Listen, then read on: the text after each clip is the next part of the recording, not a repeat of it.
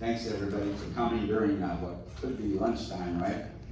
So thank you also for gathering together to raise resources to provide for a family. It means everything in the world to that family, and I'm honored to be among you. Just to give you a little bit of the reality of Skid Row, I don't know if you saw that fight breaking out at the beginning of Dejanay's story, but I actually broke that up because a newcomer to town had walked by somebody's tent and then got shoved into the tent and destroyed another fellow's tent, and he was out for revenge and they were fighting, and I got in the middle of them and I said, can I pay for the tent? And that calmed them down, and I paid for the tent, and the fight stopped. But that's the reality of what Dejanay faced down in the streets of Skid Row and what kids face every day. But out at Hope Gardens, it's brand new and loving and caring and safe. So Union Rescue Mission is the largest rescue mission in the United States, or one of the largest, and it's the oldest in Los Angeles. It's the only rescue mission that welcomes single men, single women, moms with kids, dads with kids, and two-parent families with kids. And we never turn away a woman who comes to our door, and we never turn away a family with kids who comes to our door. How could we?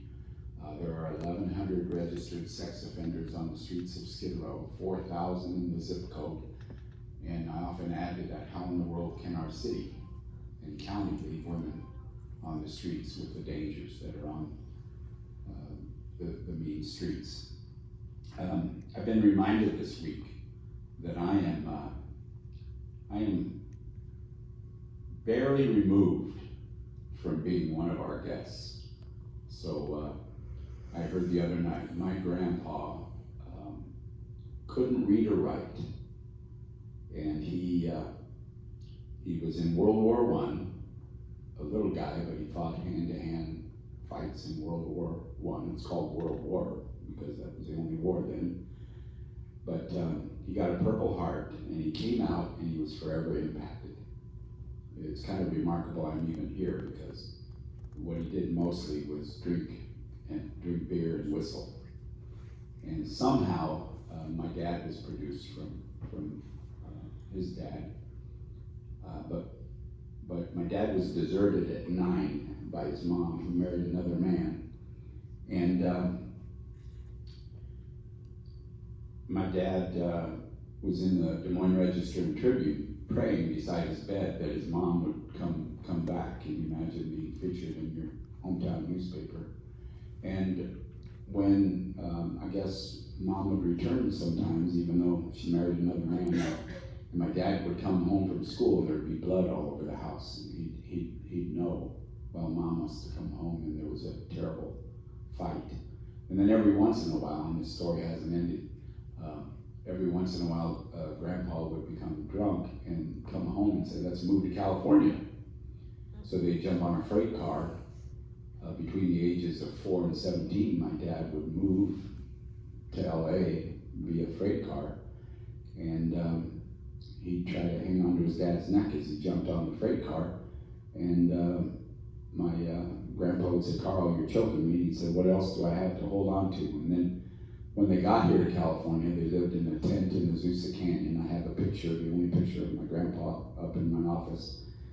The only picture I have of him and my dad as a student standing in front of a tent, going down the hill, down the mountain to Covina High School every day.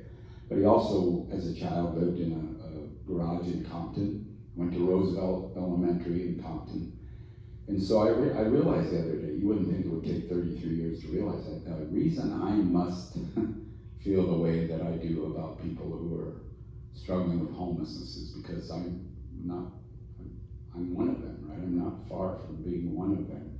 Maybe back then I would have been considered like the world's view, worst of the worst. My grandpa and my dad.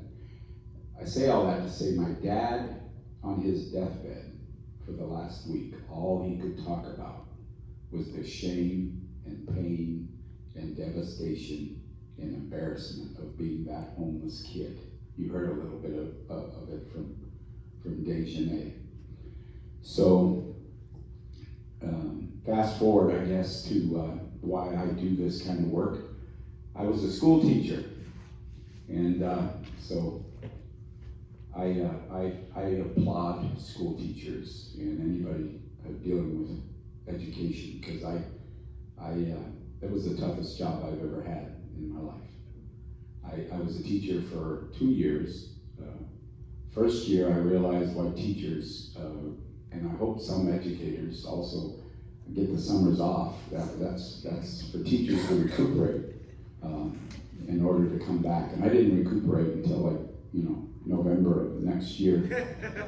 But my second year teaching changed my life, because a youngster came to my classroom, probably a youngster, a little bit like my dad, and everybody in the room called them names. Loser, dweeb, you guys don't remember those names back in the 80s, nerd.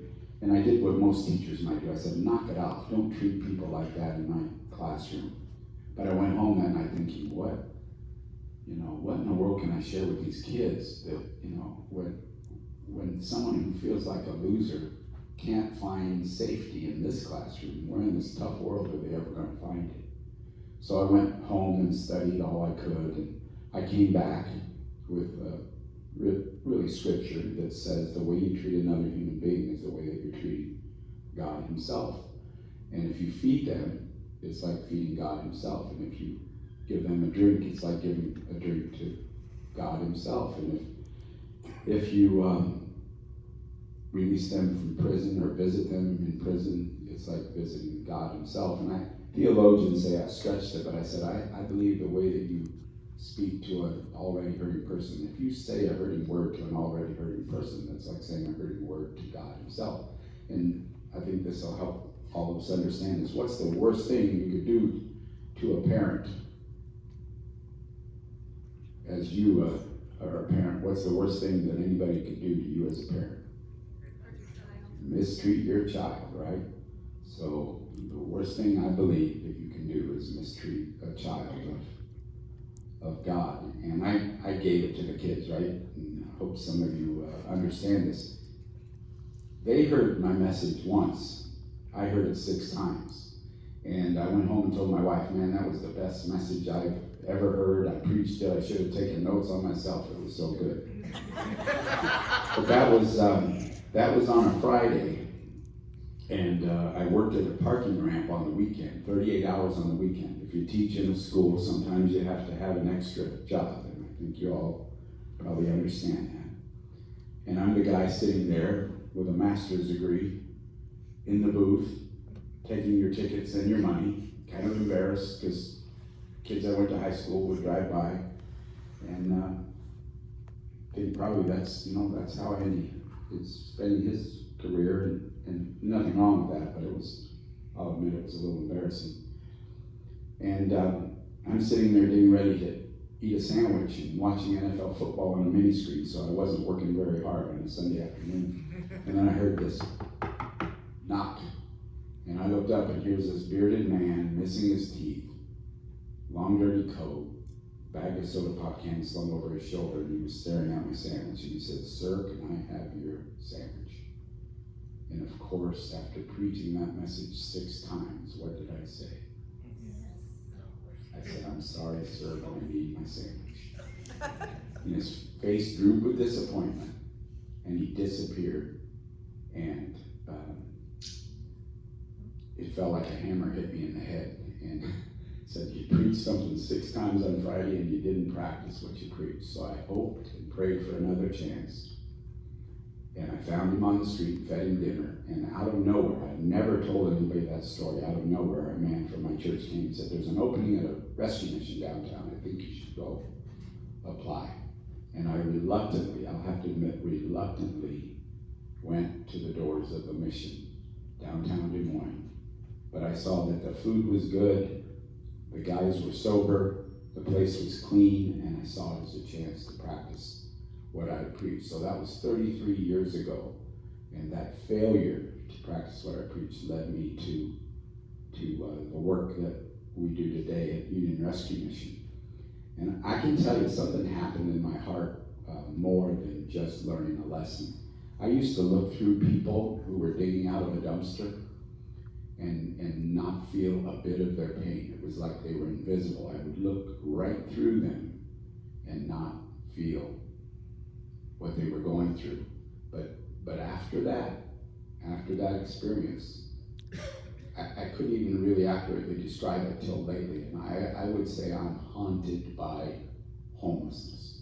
I'm haunted by the thought of a precious human being suffering all that they suffer on the streets. I'm haunted that even one woman will try to dress up like a man tonight to avoid being assaulted, and multiply that times 15,000. That's the reality of how many women, single women there are on the streets of Los Angeles. Imagine living in a city, being haunted by homelessness and living in a city where we leave 44,000 people on the streets. And it's overwhelming. But we try to do all that we can do. We step up to the need. We welcome every woman who comes our way. We welcome every family who comes our way. I said there's 340 kids under our roof. We actually reached a peak of 440. 270 downtown, 170 out at Hope Gardens. And we're getting ready to do more. We're going to break ground in December on a satellite in South LA for 86 families. Most of our families come from South LA. And we're going to create a satellite for 86 families in South LA. We're adding 15 more units at Hope Gardens, so 60 more moms and kids can be helped. We just yesterday had a grand opening of a sprung structure for 120 single ladies. They're going to move out of our chapel on air mattresses and into a heated, air-conditioned, 24/7, 365 a day shelter, bridge housing, interim housing. And the ladies got up and spoke about how wonderful it is to have 24/7 care. But if you want a humbling experience, come walk through our halls before they move, because we're still waiting on the fire marshal. But when you walk through our halls at night, you'll see all these sweet little ladies. And they're so thankful to come in just for the night to escape the streets. It's extremely humbling. I mean, and they're going to move from those air mattresses, those temporary air mattresses, into their own place. I couldn't understand why the gangs and activists affiliated with gangs went on an attack of me really over the last 48 hours on social media. And I sat down, I guess it was 2 days ago, we had the grand opening. And this man who's kind of eccentric and formerly homeless, he said, "Andy, do you realize what you just did? You took 120 ladies out of the hands of the gangs and you impacted their economy. They can't be out there to be abused anymore the way that they've been." I mean, this is reality. How in the world can we leave so many kids without a home? No other city in the United States leaves people on the streets like Los Angeles. We have more people die of hypothermia in Los Angeles than in New York City and San Francisco combined. New York City puts a roof over 95% of the people devastated by homelessness, and they have more than Los Angeles. We put a roof over 25% and leave 75% on the streets. No one leaves kids. And I was part of the Measure H panel, and I don't mean to complain, but when we took a final vote on Measure H, I agreed to give consensus because they promised me that they would no longer leave one child on the streets, and we're not living up to that. So just want to say that we need to do better, and Union Rescue Mission needs to know that we do more. Some good news: when we put up our sprung structure and the plans were showed of our sprung structure 2 years ago, our mayor picked up on those plans, and he's decided to put one in each of the districts. The Urban Land Institute said do 4 of these in each of the 15 districts, like Union Rescue Mission's doing, and that'll be 60, and you'll get 13,000 people off the streets by the end of 2018.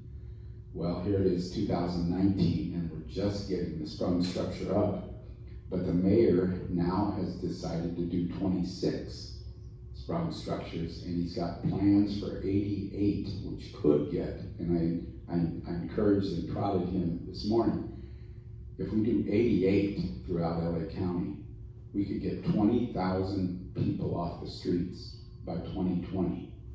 And just hoping and praying that we step up and do that. But appreciate all your work. We know the school district has, I don't know what the count is, 13 to, it's been reported 13,000 kids experiencing homelessness, all the way to 60,000 kids experience homelessness. I feel like it kind of came home today, because I used to teach in the Heartland AEA, Area Educational Association in Iowa, a class called Hidden Poverty, and I used to fill teachers in on what they were facing in their classroom, and I used to take them on tours of places like Union Rescue Mission so they could better understand who they were working with. So I was just remembering those things as I came in today. But I'd like to stop talking to you and at you, and really would rather answer questions. Yes? Where do you get your funding to build the structures? So all of our funding is private. There's this deal going on where our county and our city and our federal government will not give funds to people who have a strong faith. Even if I ask for, hey, I just want to pay the contracted security, that we pay $1.7 million a year to stay safe at Union Rescue Mission, or we just want to have you help us pay for food, or we just want to have you help us pay for the, $12,000 power bill. There's this really strong opinion that because we invite people to participate in chapel and Bible study, we don't force anyone. They cannot give us any of the funds. So all of our funding is private. And we just completed raising $50 million of private money to break ground in December on that 86th unit satellite in South LA. We would take government funding if there was no strings attached, but some of you will understand this. I've said often that no amount of money is worth taking away why we do what we do, right? And our faith, we believe, helps transform lives. So you mentioned that Measure H. Wasn't that a tax that we're all paying in now? yes, Measure H is a tax. Well, it's going to a lot of things. Rapid rehousing, I do want to give credit. It's going to rapid rehousing. It's going to some jobs programs. It's going to payment for hotel vouchers to get people off the streets. But a lot of it is directed toward very expensive housing. And I'm trying to be the least critic I can be. But not one unit has been produced yet. And Measure H, let me get this straight. Measure H is the supportive services that is going to come with that expensive housing. Measure HHH is another tax that you've been paying 3 years that's building the buildings. Not one unit yet has been done. There's some that are extremely close. But the deal is that not only are they not done yet, and I don't feel like there's been enough urgency, like this is a FEMA-like, Red Cross-like, National Guard-like disaster, Army Corps of Engineers should be brought in, contractors from all over should be brought in. We need to address this like the emergency that it is. 3 to 4 people are dying each day of complications of homelessness in Los Angeles, 1,047. That's 10 times more people than have died in all natural disasters, including fire, in the state of California. Not even close, 1,047 to 108. But to get back to it, not one unit yet, and those units are averaging well over 500,000 per person for less than a studio. And you could buy a house in LA for almost that. And some projects are averaging 720,000 per unit. And in my opinion, we will never end homelessness at 600,000 per person per unit when there's 44,000 people suffering on the streets. So the plans right now plan for 5,300 units over the next 10 years. You're not going to get 44,000 people off the streets with that many units. And the thing is, those units are focused on the chronic homeless, right? They're focused on the most difficult and the most devastated people. But here's my argument, and not everybody's listening, but some people are beginning to listen.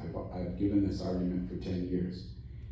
If you focus all the resources on a few and leave the many on the streets, by the time you help the many, they will be the chronic homeless, mentally ill who've been left on the streets for 10 years. And that's why I like this sprung structure approach. If we could do 88, get people immediately off the streets while we build more innovative, efficient, affordable housing. And by the way, the chronic homeless adults of today are the chronic homeless kids of yesteryear.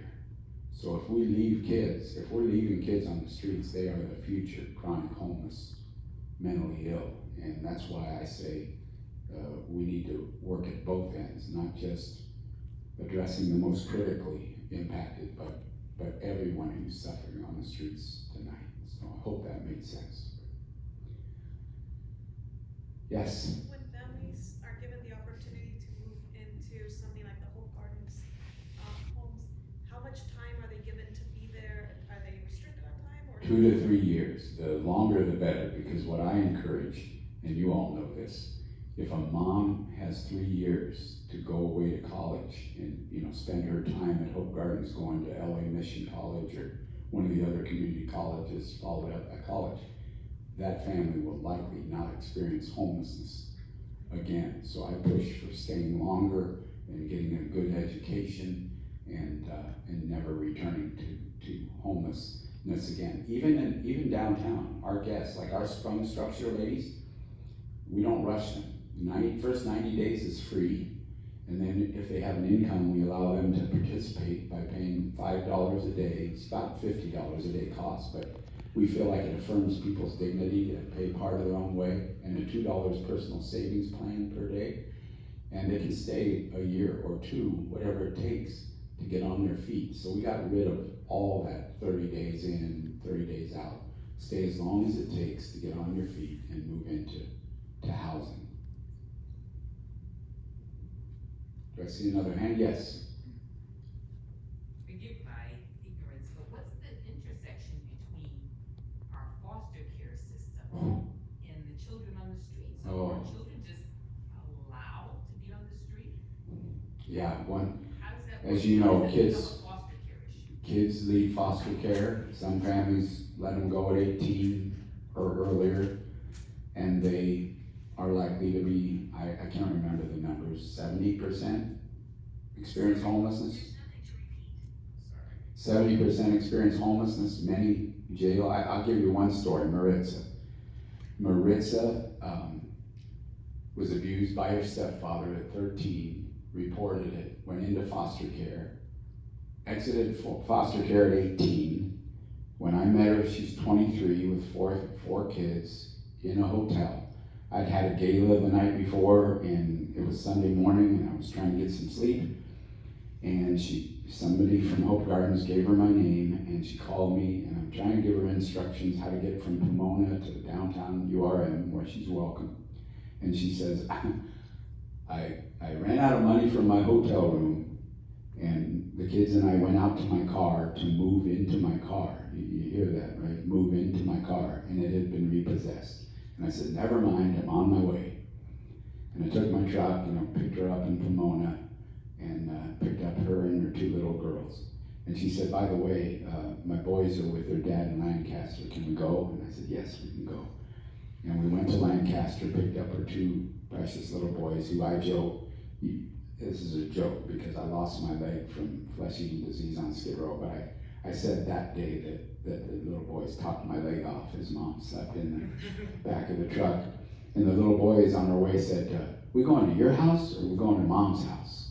And I didn't know how to answer them because Mom didn't have a house. And I finally said, well, we're going to a big, big house downtown where there's all kinds of kids and there's a playground on the roof. And they said, okay. Well, Maritza, hard-working mom, but, went through the foster care system like those many kids do. And then they get released too early. They're not adults at 18. And then they struggle. I mean, think about it, an 18-year-old, I think she was working 3 jobs to try to keep her head above homeless. And one of them was at a foster care program where they gave her an extra job so she could stay afloat. But our foster care system is a difficult system, and there's just not enough help afterwards to keep people from homeless. Yes? Okay, yeah, what I'm asking is, so does the Department of Social Services intercede to help the kids who are on the street, or is there no action? You're saying the foster care system is not good. No, But is there any? what I'm saying is there's not enough intervention afterwards. There's not enough beds for any group. There's thousands of kids on the streets. Not only are there 15,000 women tonight, but there's thousands of kids on the streets. And they usually have to participate in selling themselves to survive, unfortunately. And a woman on the streets, unless she picks a man who isn't necessarily her first pick, she's prey to everyone. And so women and kids are and we should not leave them on the streets. If we were to live up to being the city of angels, we'd work a lot harder at putting a roof over everyone's heads. Yes? What about those who have mental issues? I want to say this. If you leave someone on the streets for very long, they are all going to have mental health issues. There's a big argument. Is mental health leading to homelessness, or is homelessness leading to mental health? It goes both ways, but I can guarantee you that you cannot leave a human being living on the streets without them suffering mental health. I only spent New Year's Eve on the streets, and my hashtag was 41,000+1, and I almost died that night. And now, unfortunately, it would have to be 44,000+1 if I spent the night out in the streets tonight. But let me give you one more story. I was doing a Joel Grover episode where the question was, does leaving somebody on the streets impact them mentally, right? Does it impact them to the point of possible having a short trigger and violence? I was just doing the interview. And I'm doing the interview, and a gang member came out of the building next door and ordered us off of his block. And I said, this is a public space, and we're not going anywhere. And he tried to grab the camera woman, and I stopped him, and he said, leave your hands off me. And I said, leave your hands off the camera woman, and I'm not afraid of you. And other gang members even came out and told him, hey, leave these people alone, they're good people. He left, and then he came running back to attack me while I was still doing the interview. And a homeless man to my left, severely mentally troubled by what he's experienced. Lean. I mean, the gang member's 6'3", 260 pounds. This guy is lean, like my size and thinner. And he comes out and he says, I told you to leave them alone, behave, and knocked the gang leader out right in front of our eyes. Unfortunately, Joel and his camera lady were so scared, they thought guns, they didn't film any of it. But I'm telling you that when we leave human beings on the streets, it impacts them mentally, just like it impacted my dad. right? I know my dad was resilient, kids are resilient, my dad became a great business person and a great father, but his last week on the face of the earth, all he could talk about was how that time as a homeless person impacted him. And I'm sure it impacted his mental health and stability. You cannot leave a human being on the streets without them becoming, devastated. If you left me on the streets for a week, it probably wouldn't take that. I would be severely mentally impacted. Yes? You mentioned that you were reluctant in going to the rescue mission. Why? Because my dad used to take me to rescue missions as a kid, and I would walk in, he'd preach, I'd sing. And maybe 13 years old, and it was a scary place, right? It was dirty and dark and scary. And I'd be singing and somebody'd fall over out of the pew over here, and I'd wonder if it was my singing or if they drank something.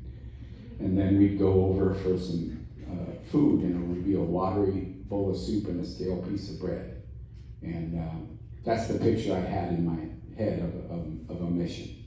And that's not what I experienced at my first mission. That could be the experience at many missions. But the guy that founded the mission that I worked at first had been homeless himself for 37 years, and he knew that you needed to make it clean and neat. You need to feed people well, and you needed to require sobriety in order for other people to become sober. You can't leave people, you can't try to get sober in an area that's not sober. So that I was trained on how to run a mission by a man who was homeless for 37 years and had a 4th grade education. So I'm seeing you get nervous there, so I'm going to stop. Maybe one more question. Yes? I'm sure a lot of people have come back to thank you, so what's the story or the person that you think about that makes you smile and makes it all worth it? So Maritza, I told you about Maritza's story, right? She wrote me the sweetest thank you can imagine. She's now working at IHOP, and I think last I knew Disney. She's got her own apartment through a special program for foster kids, 3-bedroom, 2-bath apartment. 25% of my staff are former guests whose lives have been transformed and are now our best employees, some of our best employees. And, I get to work alongside walking miracles every day, people who were devastated by homelessness, stuck by crack cocaine on the streets. One guy came up to me and said, I was laying there for 8 years on crack cocaine, Andy. Now I'm singing in the praise team, and I spoke before the city council yesterday. I mean, that's what keeps me going. And the hope that, we can end Skid Row as we know it. We're decentralizing Skid Row. We're regionalizing services. We've influenced the mayor to put up hopefully 88 sprung structures and get 20,000 people off the streets. So as long as we're moving forward, which is almost impossible in this situation, but I have hope. Thank you. Thanks so much.